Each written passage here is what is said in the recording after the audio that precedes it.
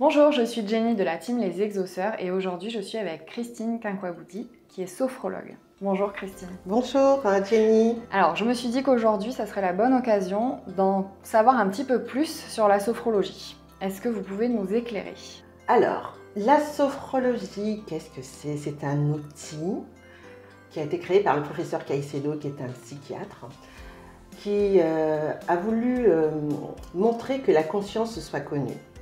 La sophrologie, c'est une discipline qui permet à tout individu d'être plus conscient de ses ressources et de ses capacités corporelles, aussi bien psychiques, tout en incluant trois clés: la respiration, la corporalité et également la visualisation positive.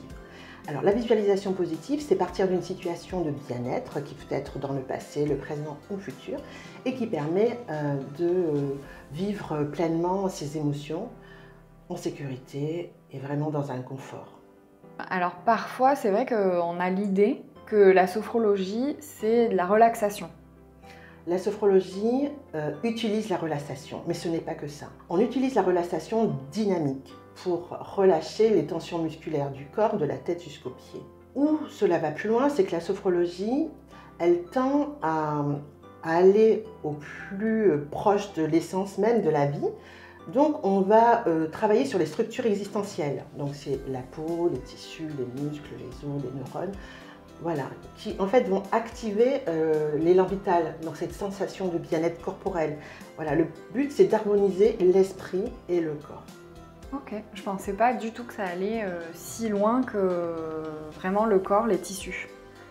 Donc intéressant. Voilà. Oui, parce que la sophrologie, là ça a été reconnu dernièrement, on l'utilise pour les acouphènes, on l'utilise aussi dans les services de cancérologie, pour apaiser les patients qui souffrent de cancer, pour leur apporter un mieux-être, une détente face aux soins qui sont très lourds, mais également c'est utilisé pour les sportifs de haut niveau, ainsi que les aviateurs, les pilotes de chasse qui utilisent la visualisation positive lorsqu'ils partent en mission. Ils se préparent avant à l'aide de la sophrologie. Alors bon, c'est peut-être pas une mission à proprement parler, mais justement peut-être que la plupart des gens qui vont nous regarder sont des futures mamans. C'est vrai qu'on a aussi une mission à accomplir, donner la vie quand même.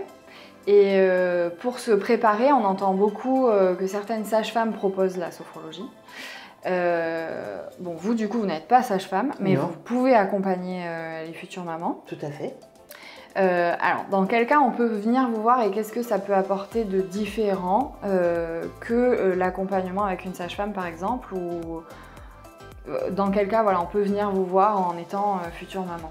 Alors, en tant que future maman, vous pouvez aller rencontrer une sophrologue après l'accouchement, c'est-à-dire durant ces phases de baby blues, ou peut-être à la suite d'une opération, une douleur dorsale. Les mamans qui subissent des césariennes par exemple, ont besoin d'une reconnexion avec leur corps, et également quand on est maman, on a un petit peu, on met de côté un peu son corps, et c'est vraiment travailler sur l'estime de soi. Donc la sophrologie peut être un outil, un moment même pour la maman de se retrouver, d'avoir un moment à elle de bien-être et faire une séance où elle va pouvoir relâcher son mental par la visualisation positive, ressentir son corps à nouveau, qu'elle peut encore faire des choses avec son corps malgré sa grossesse et l'enfant qui est né, et en même temps ressentir un moment de bien-être. Voilà, c'est un moment où elle va ressentir à nouveau la vie, mais différente, mais pour elle, c'est vraiment nourrir son estime de soi. Ah oui, c'est sûr. Enfin, ça me parle beaucoup parce que du coup, bon, moi j'ai eu un enfant qui est né par césarienne. J'ai beaucoup souffert de ça d'ailleurs, ça m'a été très difficile à accepter. Et du coup, bon, effectivement, déjà, ma cicatrice, j'ai pas pu la regarder pendant très longtemps.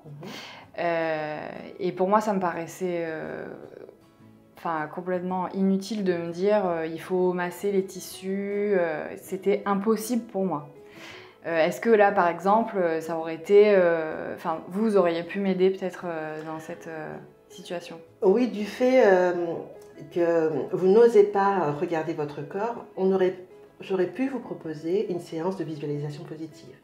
Voilà, voir votre corps comme il est, tel que vous êtes, mais simplement lui apporter de la douceur, lui apporter du réconfort, lui apporter de l'amour à cet endroit qui est pour vous douloureux, qui est peut-être un rejet, mais vraiment faire cette connexion, cette harmonisation avec votre pensée et votre corps. Voilà. Donc ça aurait pu être une possibilité. Ouais.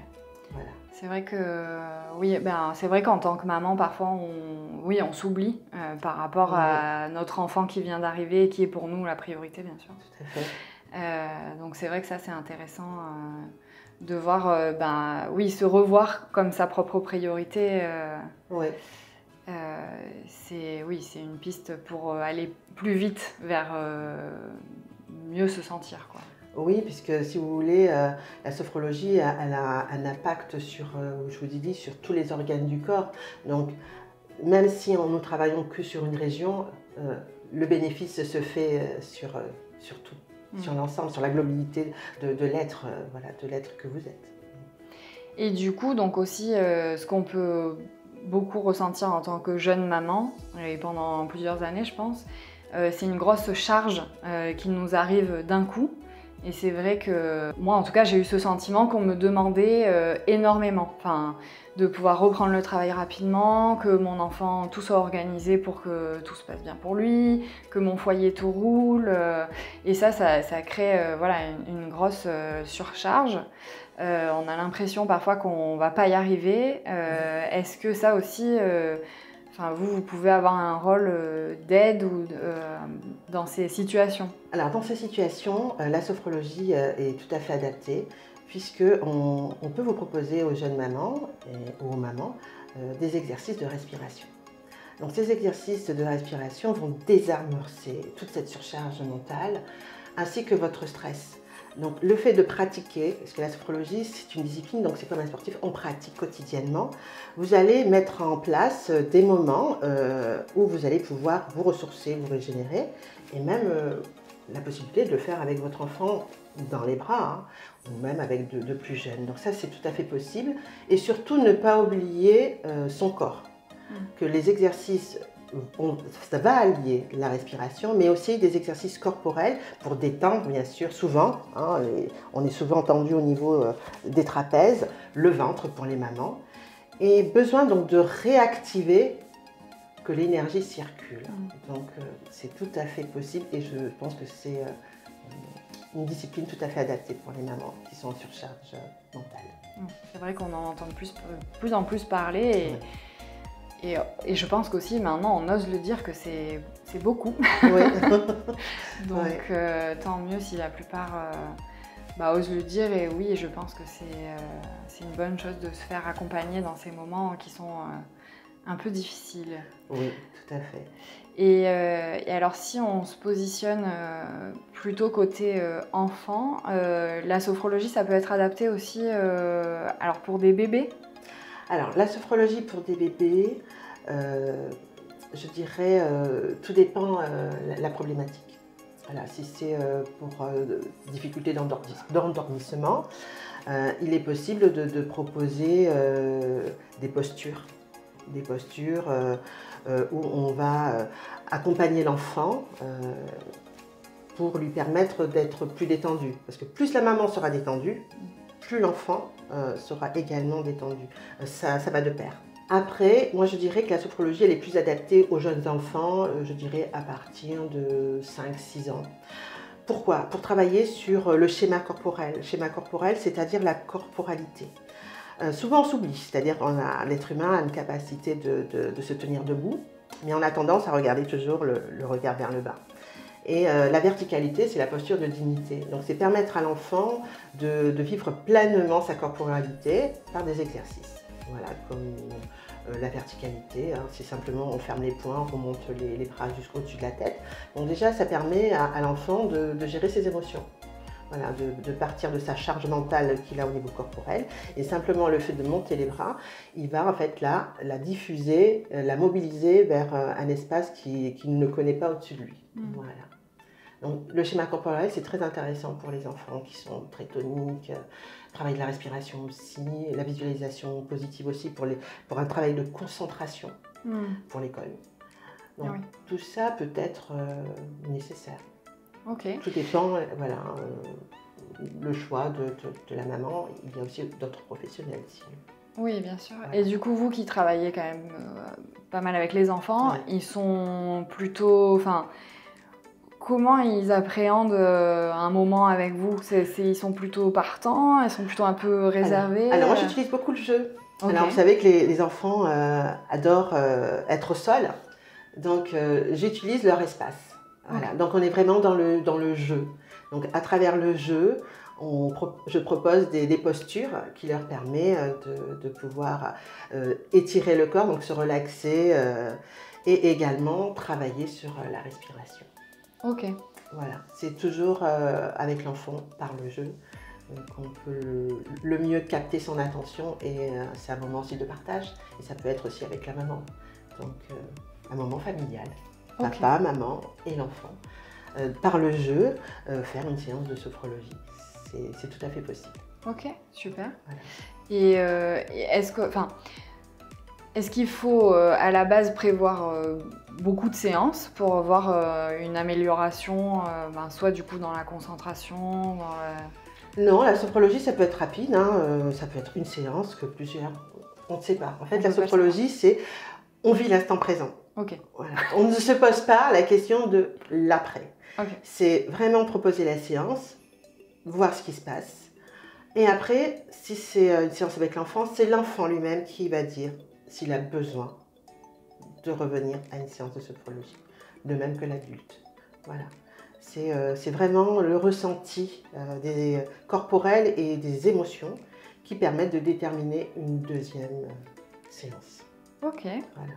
Bon, super déjà. Voilà, parce qu'on est vraiment, avec la sophrologie, on est au cœur de la vie. Donc on ne peut pas dire à une personne, tu dois voilà, revenir. Non, c'est qu'est-ce qui s'est passé, qu'est-ce que la personne a observé. Elle veut continuer, on y va. Elle veut s'arrêter, on accepte son choix. Ok, super. Ça me paraît doux. Oui, c'est... Moi, c'est comme ça que j'accompagne les sophronisants. Et pour moi, ça fait 3 ans que j'exerce ce métier. Et pour moi, c'est que de la douceur, c'est que de l'amour et c'est vraiment du partage en toute bienveillance. Merci beaucoup Christine, en tout cas pour moi c'était très intéressant, j'ai appris plein de choses et je suis sûre que tous ceux qui ont regardé la vidéo en ont appris aussi sur la sophrologie et dans quel cas on peut faire appel à vous. Donc sachez surtout que vous pouvez retrouver toutes les séances et les ateliers avec Christine sur le site Les Exauceurs et je vous dis à très bientôt pour découvrir de nouvelles personnes, de nouveaux professionnels sur Les Exauceurs.